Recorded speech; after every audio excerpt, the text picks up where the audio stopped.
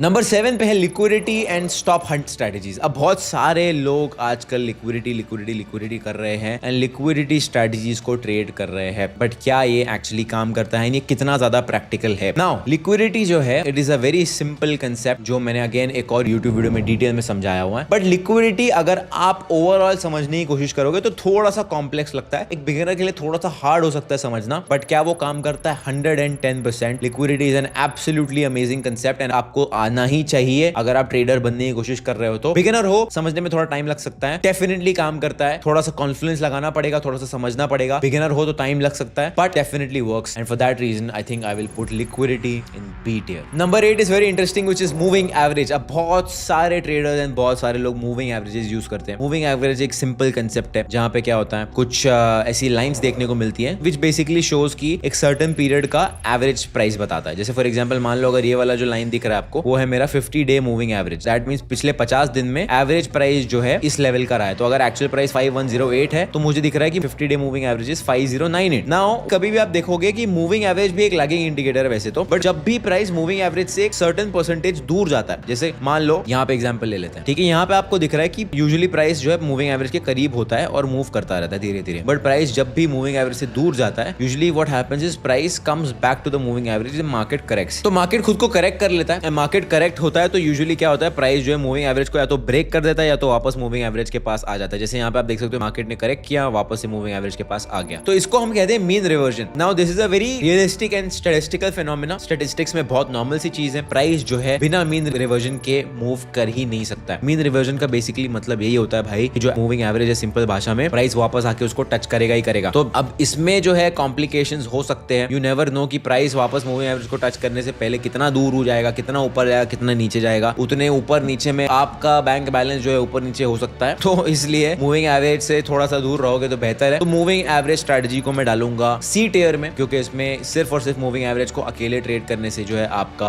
काम नहीं बनने वाला।